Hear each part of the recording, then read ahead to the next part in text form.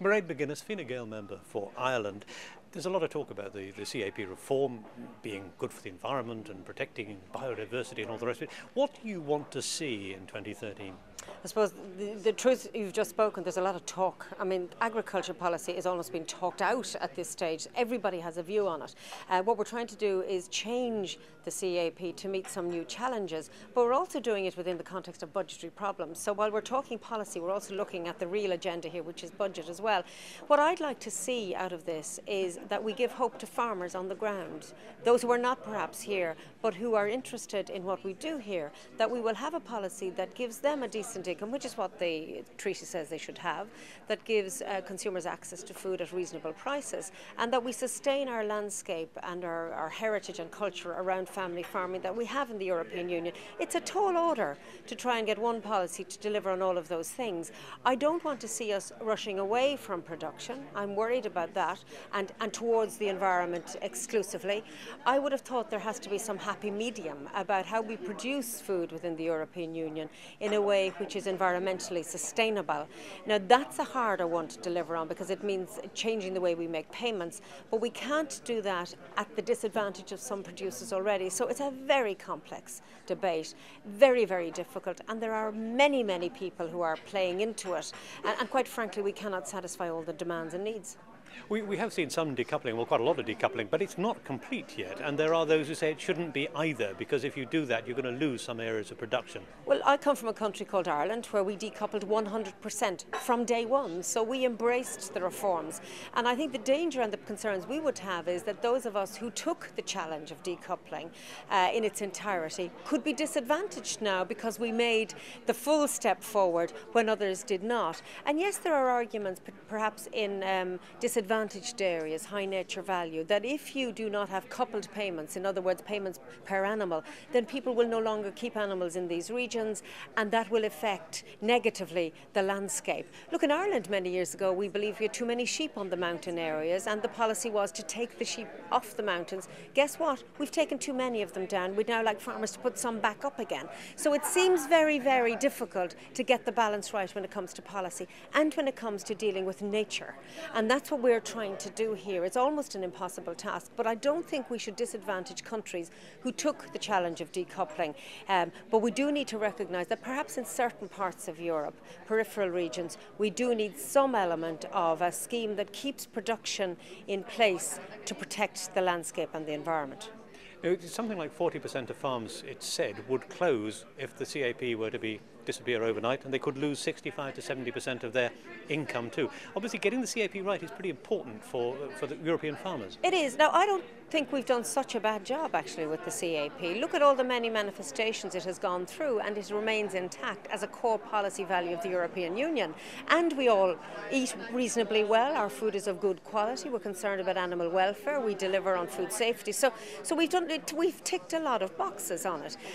When you're looking towards the next phase, we will not scrap the cap overnight. Absolutely not. I'm making that announcement now because the European Union cannot tolerate the consequences of that, not just for our farmers, but for our rural communities, our towns, our villages, our food industry. We will not do what New Zealand did, and they did scrap payments overnight, and they took the consequences. We in Europe have a vision for our rural areas, which is different than other places, and because we have that vision, we have got to be prepared to support that through budgetary means. And there's the challenge. Will we back up our fine rhetoric with funding? And that's a question that I wish I could give you the answer to, but I'm not certain yet. We have some months to go in this debate.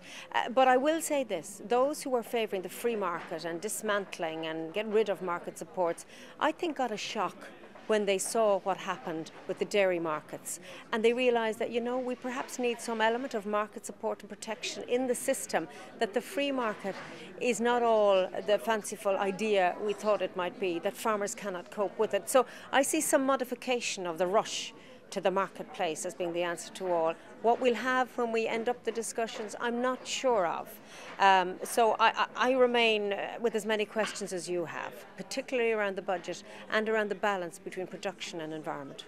The farmers themselves often feel somewhat squeezed between their suppliers on the one side, seed, fertiliser, diesel and so on, and the food industry and the retailers on the other. They're getting squeezed from both sides. I mean, they are really in a very difficult position here. Can the CAP, can you help them? That's why we have a common agriculture policy, because we know that farmers, individual producers, have absolutely no power.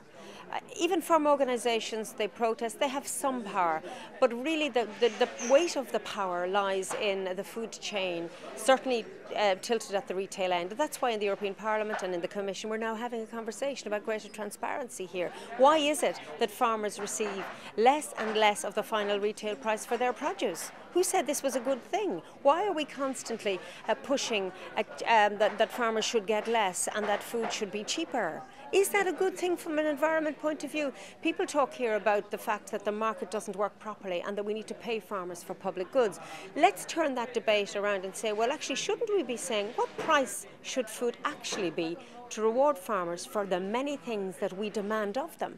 And I reckon the price of food would be significantly higher than it currently is, and that farmers will be getting a fairer share of the retail price than they currently are. So on that side of the debate, we have a lot of political progress to make. It's only starting, and the retailers aren't happy with us looking into their tills, but we're going to do it, and we're going to find out what's in them and who gets the share of it. Just finally, looking at the fact that we've got a population that's swelling very rapidly, 9 to 10 billion by 2050, they say, can our farming industry in its present state actually feed those mouths, especially given climate change and so on? Well, I think that's the really scary thought, and perhaps those of us who are here talking won't be the ones to have to deal with the realities of it, but we do have to plan for how do we expand food production in an environmentally sensitive way. How do we continue to grow food in areas that are negatively affected by climate change? And obviously, two of the key things are, one is around farm incomes. Farmers will grow food and produce animals if they make an income from it. So how do we ensure that farmers make an income? And that's for the developing world and the developed world. Everybody needs to make a living. And the second point is we have used technology in the past, fertilizers, sprays, all of these new technologies, 70s, 80s onwards, to produce. We need a new technology. We need some new developments in research to get us to the next stage. Now, there is a suggestion that the GM technology can do that, and perhaps it can in part. And then there's a debate in Europe as to whether we're going to use it or not. And that needs to be eased and teased out very carefully so that we don't disadvantage our farmers by saying no to any technology, and that we keep up with the speed. I believe farmers will rise to the challenge if they know they're going to be rewarded. And they would prefer to be rewarded through the price mechanism. If they don't get it through price, they've got to get it through public support. And are we prepared to pay that price?